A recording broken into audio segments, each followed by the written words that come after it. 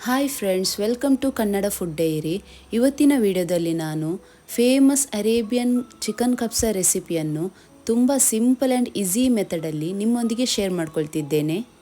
ಈ ರೆಸಿಪಿ ಎಷ್ಟು ಟೇಸ್ಟಿಯಾಗಿದೆ ಅಂದರೆ ನಿಮ್ಮ ಮನೆಯವರು ನಿಮಗೆ ಒಂದು ಒಳ್ಳೆಯ ಕಾಂಪ್ಲಿಮೆಂಟ್ಸ್ ಕೊಡದೆ ಇರಲಿಕ್ಕಿಲ್ಲ. ಪದೇ ಪದೇ ನಿಮ್ಮೊಂದಿಗೆ ಈ ರೈಸನ್ನು ಮಾಡಲಿಕ್ಕೆ ಅವರು ಡಿಮ್ಯಾಂಡ್ ಮಾಡಬಹುದು. ಸೊ ಈ ಚಿಕನ್ ಕಬ್ಸಾ ರೆಸಿಪಿ ಹೇಗೆ ಮಾಡುವುದಂತ ನೋಡಿಕೊಳ್ಳುವ. ಫಸ್ಟ್ ನಾವು ಕಬ್ಸಾ ಮಸಾಲವನ್ನು ರೆಡಿ ಮಾಡಿಕೊಳ್ಳುವ. ನಾನು ಇಲ್ಲಿ 1 ಟೇಬಲ್ ಸ್ಪೂನ್ ಕೊತ್ತಂಬರಿ, 1 ಟೀ ಸ್ಪೂನ್ ಬಡಸೊಪ್ಪು, ಅರ್ಧ ಟೀ ಸ್ಪೂನ್ ಕರಿಮೆಣಸು, 7 ರಿಂದ 8 ಏಲಕ್ಕಿ, 7 ರಿಂದ 8 ಲವಂಗ, 3 ದಾಲ್ಚಿನ್ನಿಯ ಕಡ್ಡಿ ಸಿನಮನ್ ಸ್ಟಿಕ್, 5 ರಿಂದ 6 ಒಣಮೆಣಸು ಮತ್ತು 1 ಡ್ರೈ ಲೆಮನನ್ನು ತೆಗೆದುಕೊಂಡಿದ್ದೇನೆ. ಈಗ ನಾನು ಒಂದು ತವಾ ಬಿಸಿ ಮಾಡಿ ಸ್ಪೈಸಸನ್ನು ಸ್ವಲ್ಪ ರೋಸ್ಟ್ ಮಾಡಿಕೊಳ್ಳುತ್ತೇನೆ. ರೋಸ್ಟ್ ಮಾಡೋದ್ರಿಂದ ಮಸಾಲೆಯಲ್ಲಿರುವ ಮಾಯಿಶ್ಚರ್ ಹೋಗುತ್ತೆ. ಒಣಮೆಣಸನ್ನು ಮೊದಲೇ ಹಾಕೋದು ಬೇಡ. ಒಂದು 2 ನಿಮಿಷ ರೋಸ್ಟ್ ಮಾಡಿ ಆದಮೇಲೆ ಒಣಮೆಣಸನ್ನು ನಾನು ಈಗ ಸೇರಿಸ್ಕೊಳ್ತಿದ್ದೇನೆ. ಈಗ ಇದನ್ನು ಒಂದು 1 to 2 ಮಿನಿಟ್ಸ್ ರೋಸ್ಟ್ ಮಾಡಿ ಗ್ಯಾಸ್ ಫ್ಲೇಮನ್ನು ಆಫ್ ಮಾಡಿಕೊಳ್ಳಿ. ಗ್ಯಾಸ್ ಫ್ಲೇಮ್ ಲೋ ಅಲ್ಲಿ ಇಟ್ಕೊಂಡು ಮಸಾಲೆಯನ್ನು ರೋಸ್ಟ್ ಮಾಡಿಕೊಳ್ಳಿ. ಈಗ ನಾನು ಈ ಮಸಾಲೆಯನ್ನು ಮಿಕ್ಸರ್ ಗ್ರೈಂಡರ್ ಜಾರಿಗೆ ಟ್ರಾನ್ಸ್ಫರ್ ಮಾಡ್ಕೊಳ್ತಿದ್ದೇನೆ. ಇದನ್ನು ಫೈನ್ ಆಗಿ ಗ್ರೈಂಡ್ ಮಾಡಿಕೊಳ್ಳಿ. ಈಗ ನಾನು ಇದಕ್ಕೆ ಒಂದು ಡ್ರೈ ಲೆಮನನ್ನು ಸಹ ಸೇರಿಸ್ಕೊಳ್ತಿದ್ದೇನೆ. ಈಗ ಇದು ಮಸಾಲೆ ಫೈನ್ ಆಗಿ ಗ್ರೈಂಡ್ ಆಗಿದೆ, ನೀವು ಚೆಕ್ ಮಾಡ್ಕೊಳ್ಬಹುದು. ಈಗ ನಾನು ಒಂದು ಪಾತ್ರೆಗೆ ಅರ್ಧ ಕಪ್ಪಷ್ಟು ಎಣ್ಣೆಯನ್ನು ಹಾಕಿದ್ದೇನೆ. ಎಣ್ಣೆ ಸ್ವಲ್ಪ ಬಿಸಿ ಆದಮೇಲೆ ದೊಡ್ಡ ಸೈಜಿನ ಒಂದು ಈರುಳ್ಳಿಯನ್ನು ಸಣ್ಣ ಸಣ್ಣದಾಗಿ ಚಾಪ್ ಮಾಡಿ ಹಾಕಿದ್ದೇನೆ. ಈರುಳ್ಳಿಯನ್ನು ಬ್ರೌನ್ ಕಲರ್ ಬರುವವರೆಗೆ ಫ್ರೈ ಮಾಡ್ಕೊಳ್ಳೋದು ಬೇಡ, ಸ್ವಲ್ಪ ಕಲರ್ ಚೇಂಜ್ ಆಗುವವರೆಗೆ ಫ್ರೈ ಮಾಡಿಕೊಂಡ್ರೆ ಸಾಕು. ಈಗ ನಾನು ಇದಕ್ಕೆ 2 ಟೇಬಲ್ ಸ್ಪೂನ್ನಷ್ಟು ಶುಂಠಿ ಬೆಳ್ಳುಳ್ಳಿ ಪೇಸ್ಟನ್ನು ಸೇರಿಸ್ಕೊಳ್ತಿದ್ದೇನೆ. ಶುಂಠಿ ಬೆಳ್ಳುಳ್ಳಿ ಪೇಸ್ಟ್ ಹಾಕಿ 1 ರಿಂದ 2 ನಿಮಿಷದವರೆಗೆ ಫ್ರೈ ಮಾಡಿಕೊಳ್ಳಿ. ಇಲ್ಲಿ ನಿಮಗೆ ಒಂದು ಟಿಪ್ ಏನಂದರೆ, ಮನೆಯಲ್ಲೇ ಫ್ರೆಶ್ ಆಗಿ ತಯಾರಿಸಿದಂತಹ ಶುಂಠಿ ಬೆಳ್ಳುಳ್ಳಿ ಪೇಸ್ಟನ್ನೇ ಉಪಯೋಗಿಸಿ. ಫ್ರೆಶ್ ಆದ ಶುಂಠಿ ಬೆಳ್ಳುಳ್ಳಿ ಪೇಸ್ಟಲ್ಲಿ ತುಂಬ ಒಳ್ಳೆಯ ಫ್ಲೇವರ್ ಬರುತ್ತೆ. ಈಗ ನಾನು 6 ರಿಂದ 7 ಹಸಿಮೆಣಸನ್ನು ಸೇರಿಸಿ ಪುನಃ ಫ್ರೈ ಮಾಡ್ಕೊಳ್ತಿದ್ದೇನೆ. ಈಗ ನಾವು ತಯಾರಿಸಿದ ಕಬ್ಸಾ ಮಸಾಲವನ್ನು ಸೇರಿಸ್ಕೊಳ್ಳುವ. ಕಬ್ಸಾ ಮಸಾಲವನ್ನು ನಾನು ದೊಡ್ಡ 2 ಟೇಬಲ್ ಸ್ಪೂನ್ನಷ್ಟು ತೆಗೆದುಕೊಂಡಿದ್ದೇನೆ. ನೆಕ್ಸ್ಟ್ ನಾನು 2 ಒಣ ಲಿಂಬೆಯನ್ನು ಸಹ ಇದರಲ್ಲಿ ಹಾಕೊಂಡಿದ್ದೇನೆ. ಇದು ಡ್ರೈ ಲೆಮನ್ ತುಂಬ ಇಂಪಾರ್ಟೆಂಟ್ ಆಗಿದೆ, ಇದನ್ನು ನೀವು ಸ್ಕಿಪ್ ಮಾಡ್ಕೊಳ್ಬೇಡಿ. ಡ್ರೈ ಲೆಮನಿಂದ ತುಂಬ ಒಳ್ಳೆಯ ಫ್ಲೇವರ್ ಬರುತ್ತೆ. ಹಾಗೆ ನಾನು ಇದಕ್ಕೆ 1 ಚಮಚದಷ್ಟು ಜೀರಿಗೆ ಹುಡಿಯನ್ನು ಸಹ ಸೇರಿಸ್ಕೊಂಡಿದ್ದೇನೆ. ನನ್ನ ಹತ್ರ ಇಡೀ ಜೀರಿಗೆ ಇರಲಿಲ್ಲ, ಅದಕ್ಕೆ ನಾನು ಜೀರಿಗೆ ಹುಡಿಯನ್ನು ಸೇರಿಸಿದ್ದು. ನಿಮ್ಮ ಹತ್ರ ಇಡೀ ಜೀರಿಗೆ ಇದ್ದರೆ ರೋಸ್ಟ್ ಮಾಡುವಾಗ 1 ಚಮಚ ಜೀರಿಗೆಯನ್ನು ಸೇರಿಸಿ ರೋಸ್ಟ್ ಮಾಡಿಕೊಳ್ಳಿ. ಈಗ ನಾನು ಇದಕ್ಕೆ 3 ಟೊಮೆಟೊವನ್ನು ಪೇಸ್ಟ್ ಮಾಡಿ ಹಾಕ್ಕೊಂಡಿದ್ದೇನೆ. ಟೊಮೆಟೊ ಪೇಸ್ಟ್ ಹಾಕಿದ ಮೇಲೆ ಮಸಾಲೆಯಲ್ಲಿ ಇದನ್ನು ಚೆನ್ನಾಗಿ ಮಿಕ್ಸ್ ಮಾಡಿಕೊಳ್ಳುವ ಹಾಗೂ ಟೊಮೆಟೊ ಪೇಸ್ಟನ್ನು ಸ್ವಲ್ಪ ಕುಕ್ ಮಾಡಿಕೊಳ್ಳುವ. ನಾನು ಈ ಗ್ರೇವಿಯನ್ನು 2 ರಿಂದ 3 ನಿಮಿಷದವರೆಗೆ ಕುಕ್ ಮಾಡ್ಕೊಂಡಿದ್ದೇನೆ. ಈಗ ನಾನು ಇಲ್ಲಿ 1.5 kg ಚಿಕನನ್ನು ತೆಗೆದುಕೊಂಡಿದ್ದೇನೆ. ಈ ಚಿಕನನ್ನು ವಾಶ್ ಮಾಡಿ ಹೀಗೆ ಕಟ್ ಮಾಡಿಕೊಂಡು ಇದನ್ನು ಈಗ ನಾನು ಗ್ರೇವಿಯಲ್ಲಿ ಆ್ಯಡ್ ಮಾಡ್ಕೊಳ್ತಿದ್ದೇನೆ. ಚಿಕನಲ್ಲಿ ಕಟ್ ಹಾಕೋದ್ರಿಂದ ಮಸಾಲೆ ಚಿಕನ್ನ ಒಳಗೆ ತನಕ ಹೋಗಿ ಚಿಕನ್ ತುಂಬ ಟೇಸ್ಟಿ ಆಗುತ್ತೆ. ಚಿಕನಿಗೆ ನಾನು ರುಚಿಗೆ ಬೇಕಾದಷ್ಟು ಉಪ್ಪು ಮತ್ತು ಸ್ವಲ್ಪ ಅರಿಶಿಣವನ್ನು ಸೇರಿಸಿಕೊಂಡು ಚಿಕನನ್ನು ಮಸಾಲೆಯೊಂದಿಗೆ ಮಿಕ್ಸ್ ಮಾಡಿಕೊಳ್ಳುವ. ನೀವು ಈ ರೆಸಿಪಿಯನ್ನು ಟ್ರೈ ಮಾಡಿ ಹೇಗೆ ಬಂದಿದೆ ಅಂತ ಕಮೆಂಟ್ ಬಾಕ್ಸಲ್ಲಿ ನನಗೆ ತಿಳಿಸಿ. ಖಂಡಿತವಾಗಿಯೂ ನೀವು ಈ ರೆಸಿಪಿಯನ್ನು ಒಂದ್ಸಲ ಟ್ರೈ ಮಾಡಿದರೆ ಪದೇ ಪದೇ ಮಾಡಲಿಕ್ಕೆ ನಿಮಗೆ ಮನಸ್ಸಾಗಬಹುದು. ಈಗ ನಾನು ಇದನ್ನು ಮುಚ್ಚಿ 5 ನಿಮಿಷದವರೆಗೆ ಲೋ ಫ್ಲೇಮಲ್ಲಿ ಕುಕ್ ಮಾಡ್ಕೊಳ್ತೇನೆ. 5 ನಿಮಿಷದ ನಂತರ ಲಿಡ್ ಓಪನ್ ಮಾಡಿ ಒಮ್ಮೆ ಇದನ್ನು ಸ್ವಲ್ಪ ಚೆಕ್ ಮಾಡಿಕೊಳ್ಳುವ. ಹೀಗೆ ಮಾಡೋದ್ರಿಂದ ಮಸಾಲೆ ಫ್ಲೇವರ್ಸ್ ಎಲ್ಲ ಚಿಕನಲ್ಲಿ ತುಂಬ ಚೆನ್ನಾಗಿ ಬರುತ್ತೆ. ಈಗ ನಾನು ಇದಕ್ಕೆ 1.5 ಕಪ್ಪಷ್ಟು ನೀರನ್ನು ಸೇರಿಸ್ಕೊಳ್ತಿದ್ದೇನೆ. ನೀರನ್ನು ಸೇರಿಸಿ ಚೆನ್ನಾಗಿ ಮಿಕ್ಸ್ ಮಾಡಿಕೊಳ್ಳಿ.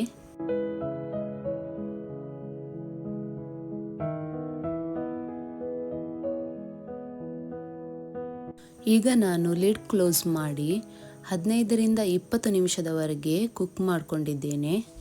15 ನಿಮಿಷದ ನಂತರ ಲಿಡ್ ಓಪನ್ ಮಾಡಿ ಚಿಕನ್ ಕುಕ್ ಆಗಿದಾ ಇಲ್ವಾ ಅಂತ ಒಮ್ಮೆ ಚೆಕ್ ಮಾಡಿಕೊಳ್ಳುವ.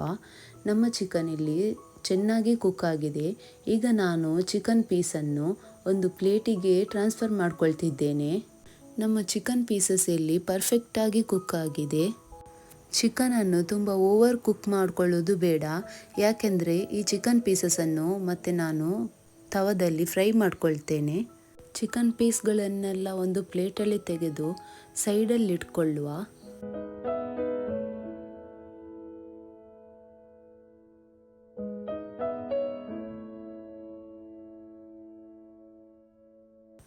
ಪಾತ್ರೆಯಲ್ಲಿ ಈಗ 1 ಕಪ್ಪಷ್ಟು ಗ್ರೇವಿ ಉಳಿದಿದೆ. ಇದಕ್ಕೆ ನಾನು 7 ಕಪ್ಪಷ್ಟು ನೀರನ್ನು ಸೇರಿಸ್ಕೊಳ್ತಿದ್ದೇನೆ. ನೀವು ಕುಕ್ ಮಾಡುವಾಗ ಎಷ್ಟು ಕಪ್ ಗ್ರೇವಿ ಉಳಿದಿದೆ ಅಂತ ಕರೆಕ್ಟ್ ಮೆಷರ್ ಮಾಡಿಕೊಂಡು ನಂತರ ನೀರು ಸೇರಿಸ್ಕೊಳ್ಳಿ. ನೀರಿನ ಪ್ರಮಾಣ ಆಚೀಚೆ ಆದರೆ ರೈಸ್ ಚೆನ್ನಾಗಿ ಬರುವುದಿಲ್ಲ. ಈಗ ನಾನು ರುಚಿಗೆ ತಕ್ಕಷ್ಟು ಉಪ್ಪನ್ನು ಸೇರಿಸ್ಕೊಂಡಿದ್ದೇನೆ. ಉಪ್ಪನ್ನು ಸೇರಿಸಿ ಚೆನ್ನಾಗಿ ಮಿಕ್ಸ್ ಮಾಡಿಕೊಂಡು ಉಪ್ಪು ಸರಿ ಉಂಟಾ ಇಲ್ವಾ ಅಂತ ಒಮ್ಮೆ ಚೆಕ್ ಮಾಡಿಕೊಳ್ಳುವ. ಕಬ್ಸ ಮಾಡಲಿಕ್ಕೆ ನಾನು ಬಾಸ್ಮತಿ ರೈಸನ್ನು ತೆಗೆದುಕೊಂಡಿದ್ದೇನೆ. ಬಾಸ್ಮತಿ ಅಕ್ಕಿಯನ್ನು ನಾನು 1 ಗಂಟೆ ತನಕ ನೀರಿನಲ್ಲಿ ನೆನೆಸಿಟ್ಟಿದ್ದೆ. ಈಗ ನಮ್ಮ ಮಸಾಲೆ ನೀರಿನಲ್ಲಿ ಕುದಿ ಬಂದಿದೆ. ಕುದಿ ಬಂದ ಮೇಲೆ ನಾವು ರೈಸನ್ನು ಆ್ಯಡ್ ಮಾಡಿಕೊಳ್ಳುವ. ಹಾಗೂ ರೈಸನ್ನು ಆ್ಯಡ್ ಮಾಡಿಕೊಂಡು ಚೆನ್ನಾಗಿ ಮಿಕ್ಸ್ ಮಾಡಿಕೊಳ್ಳುವ. ಈಗ ನಾನು ಹೈ ಫ್ಲೇಮಲ್ಲಿ ರೈಸನ್ನು ಲಿಡ್ ಮುಚ್ಚಿ ಕುಕ್ ಮಾಡ್ಕೊಳ್ತೇನೆ. ಒಂದು 5ರಿಂದ 7 ನಿಮಿಷ ಆದಮೇಲೆ ಲಿಡ್ ಓಪನ್ ಮಾಡಿ ರೈಸನ್ನೊಮ್ಮೆ ಚೆಕ್ ಮಾಡಿಕೊಳ್ಳುವ. ಹೀಗೆ ಅರ್ಧ ಕುಕ್ ಆದಮೇಲೆ ನಾವು ಪುನಃ ಲಿಡ್ ಮುಚ್ಚಿ 15 ನಿಮಿಷದವರೆಗೆ ದಮ್ಮಲ್ಲಿಟ್ಟು ಲೋ ಫ್ಲೇಮಲ್ಲಿ ಕುಕ್ ಮಾಡಿಕೊಳ್ಳುವ. ಈಗ ನಾನು ಒಂದು ತವ ತೆಗೆದುಕೊಂಡಿದ್ದೇನೆ. ಇದಕ್ಕೆ ಸ್ವಲ್ಪ ಆಯಿಲ್ ಹಾಕಿ ಆಗ ನಾವು ತೆಗೆದಿಟ್ಟ ಚಿಕನನ್ನು ಇಲ್ಲಿ ಫ್ರೈ ಮಾಡ್ಕೊಳ್ತಿದ್ದೇನೆ. ಜಾಸ್ತಿ ಫ್ರೈ ಮಾಡಿಕೊಳ್ಳೋದು ಬೇಡ, ತುಂಬ ಡ್ರೈ ಮಾಡಿಕೊಳ್ಳೋದು ಬೇಡ, ಸ್ವಲ್ಪ ಫ್ರೈ ಮಾಡಿದರೆ ಸಾಕು. ನಿಮ್ಮ ಹತ್ರ ಓವನ್ ಇದ್ದರೆ ನೀವು ಚಿಕನ್ ಪೀಸಸನ್ನು ಇಲ್ಲಿ ಓವನಲ್ಲಿ ಸಹ ಗ್ರಿಲ್ ಮಾಡ್ಕೊಳ್ಬಹುದು. ಈಗ ನಾನು ಇಲ್ಲಿ ವಿದೌಟ್ ಓವನ್ ಹೇಗೆ ಮಾಡೋದಂತ ತೋರಿಸ್ಕೊಳ್ತಿದ್ದೇನೆ. ವಿದೌಟ್ ಓವನ್ ಹೀಗೆ ತವದಲ್ಲಿ ಸ್ವಲ್ಪ ಫ್ರೈ ಮಾಡಿ ತಗೊಳ್ಬೇಕು. ಈಗ ರೈಸನ್ನು ದಮ್ಮಲ್ಲಿಟ್ಟು 15 ನಿಮಿಷ ಆಗಿದೆ. ಈಗ ರೈಸನ್ನೊಮ್ಮೆ ಲಿಡ್ ಓಪನ್ ಮಾಡಿ ಚೆಕ್ ಮಾಡಿಕೊಳ್ಳುವ. ರೈಸನ್ನು ಮಿಕ್ಸ್ ಮಾಡಿಕೊಳ್ಳುವಾಗ ತುಂಬ ಜಾಗ್ರತೆಯಿಂದ ಮಿಕ್ಸ್ ಮಾಡಿಕೊಳ್ಬೇಕು. ರೈಸ್ ಕಟ್ಟಾಗದಂತೆ ನೋಡಿಕೊಳ್ಬೇಕು. ಈಗ ನಾನು ಇಲ್ಲಿ ಮಿಕ್ಸ್ ಮಾಡಿ ನಿಮಗೆ ತೋರಿಸ್ತಿದ್ದೇನೆ. ನೋಡಿ ನಮ್ಮ ರೈಸ್ನ ಒಂದೊಂದು ದಾನ ಕೂಡ ತುಂಬ ಸೆಪ್ರೇಟ್ ಆಗಿದೆ, ಒಂದಕ್ಕೊಂದು ಅಂಟಿಕೊಳ್ಳಿಲ್ಲ. ಈಗ ನಾನು ಹೋಟೆಲ್ಗಳಲ್ಲಿ ಅರೇಬಿಯನ್ ರೈಸೊಂದಿಗೆ ಸಿಗುವ ಶತ್ತಾದ ರೆಸಿಪಿಯನ್ನು ಶೇರ್ ಮಾಡ್ಕೊಳ್ತಿದ್ದೇನೆ. ಅರೇಬಿಯನ್ ರೈಸೊಂದಿಗೆ ಶತ್ತ ಒಂದು ಒಳ್ಳೆಯ ಕಾಂಬಿನೇಷನ್ ಆಗಿದೆ. ಶತ್ತ ಇಲ್ಲ ಅಂದರೆ ಈ ರೆಸಿಪಿ ಸ್ವಲ್ಪ ಇನ್ಕಂಪ್ಲೀಟ್ ಆದಂಗೆ. ಸೊ ಇದನ್ನು ಮಿಸ್ ಮಾಡ್ಕೊಳ್ಬೇಡಿ. ಇದಕ್ಕೆ ನಾನು 2 ದೊಡ್ಡ ಸೈಜಿನ ಟೊಮೆಟೊ, ಸ್ವಲ್ಪ ಕೊತ್ತಂಬರಿ ಸೊಪ್ಪು, 3ರಿಂದ 4 ಮೆಣಸಿನಕಾಯಿ, ನಿಮಗೆ ಖಾರ ಅಷ್ಟು ಬೇಡ ಅಂದರೆ ಸ್ವಲ್ಪ ಕಡಿಮೆ ಮಾಡಿಕೊಳ್ಳಿ, 1 ಬೆಳ್ಳುಳ್ಳಿಯ ಎಸಳು ಮತ್ತು ಸ್ವಲ್ಪ ರುಚಿಗೆ ತಕ್ಕಷ್ಟು ಉಪ್ಪು ಮತ್ತು ಸ್ವಲ್ಪ ಜೀರಿಗೆ ಹುಡಿಯನ್ನು ಹಾಕ್ಕೊಂಡು ಗ್ರೈಂಡ್ ಮಾಡಿಕೊಳ್ಳಿ. ಈ ಚಟ್ನಿಯನ್ನು ನೀವು ಫೈನಾಗಿ ಗ್ರೈಂಡ್ ಮಾಡ್ಕೊಳ್ಬೇಕಂತ ಇಲ್ಲ. ಈಗ ನಾವು ಒಂದು ಸರ್ವಿಂಗ್ ಪ್ಲೇಟಲ್ಲಿ ನಮ್ಮ ರೈಸನ್ನು ಸರ್ವ್ ಮಾಡುವ. ನೋಡಿ ಫ್ರೆಂಡ್ಸ್, ರೈಸ್ ಎಷ್ಟು ಚೆನ್ನಾಗಿ ಕುಕ್ ಆಗಿದೆ. ರೈಸನ್ನು ಓವರ್ ಕುಕ್ ಮಾಡಬೇಡಿ ಮತ್ತು ಕಡಿಮೆ ಸಹ ಕುಕ್ ಮಾಡ್ಕೊಳ್ಬೇಡಿ. ಈಗ ನಾನು ಫ್ರೈ ಮಾಡಿದ ಚಿಕನನ್ನು ಇದರ ಮೇಲೆ ಇಟ್ಟು ಸ್ವಲ್ಪ ನೀರುಳ್ಳಿ, ಟೊಮೆಟೊ, ಕುಕುಂಬರ್ ಮತ್ತು ಕ್ಯಾರೆಟನ್ನು ರೌಂಡ್ ಶೇಪಲ್ಲಿ ಕಟ್ ಮಾಡಿ ಹೋಟೆಲ್ ಥರ ಪ್ರೆಸೆಂಟ್ ಮಾಡ್ತಿದ್ದೇನೆ. ಫ್ರೆಂಡ್ಸ್, ಈ ರೆಸಿಪಿಯನ್ನೊಮ್ಮೆ ಟ್ರೈ ಮಾಡಿ ನೋಡಿ. ಖಂಡಿತವಾಗಿಯೂ ನೀವು ಹೋಟೆಲ್ ಹೋಗಿ ತಿನ್ನುವುದನ್ನು ನೀವು ಮರೆತು ಬಿಡ್ತೀರಾ. ಫ್ರೆಂಡ್ಸ್, ಈ ರೆಸಿಪಿ ನೋಡಲಿಕ್ಕೆ ಎಷ್ಟು ಸುಂದರವಾಗಿ ಕಾಣುತ್ತೋ ಅದಕ್ಕಿಂತ ಜಾಸ್ತಿ ತುಂಬಾ ಟೇಸ್ಟಿಯಾಗಿದೆ. ಒಂದ್ಸಲ ನೀವು ಟ್ರೈ ಮಾಡಿ ನೋಡಿ. ಫ್ರೆಂಡ್ಸ್, ನಿಮಗೆ ಈ ರೆಸಿಪಿ ಇಷ್ಟ ಆಗಿದೆ ಅಂತ ಭಾವಿಸ್ಕೊಳ್ತಿದ್ದೇನೆ. ಇಷ್ಟ ಆದರೆ ಪ್ಲೀಸ್ ಲೈಕ್ ಮಾಡಿ, ಶೇರ್ ಮಾಡಿ, ಕಮೆಂಟ್ ಮಾಡಿ ಮತ್ತು ಕನ್ನಡ ಫುಡ್ ಡೈರಿ ಚಾನಲನ್ನು ಸಬ್ಸ್ಕ್ರೈಬ್ ಮಾಡಿ. ಹಾಗೆ ಬೆಲ್ ಐಕನನ್ನು ಪ್ರೆಸ್ ಮಾಡಲು ಮರಿಬೇಡಿ.